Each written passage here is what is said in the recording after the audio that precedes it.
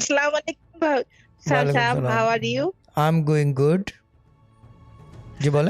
Sir Saab, I have a testimony about my husband. He has a kidney cancer. Sad. Last 2 months before, and can you talk to him, please? He's here. अस्सलाम वालेकुम शाह साहब। वालेकुम सलाम हजरत, जी बोले। हाँ जी, वो तो मैं आपको साथ बात किया था 2 महीना पहले।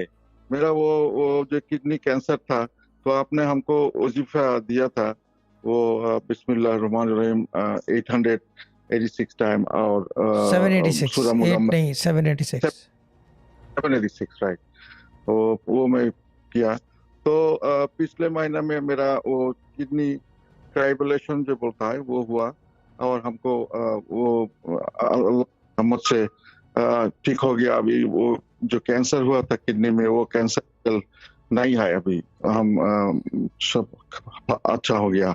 आप अल्लाह का रहमत से अच्छा हो गया। आपको, आप लोग को और बहन जी को, भाभी जी को, सबको मेरे तरफ से बहुत बहुत शुक्रिया। थैंक यू वेरी मच आपका जनाब। वाजिफा आपने रेडियोथेरेपी करवाई थी, कीमोथेरेपी हुई है? नहीं, कीमोथेरेपी नहीं देने पड़ा। वो बोला ये उसको बोलता है क्रायोब्लेशन।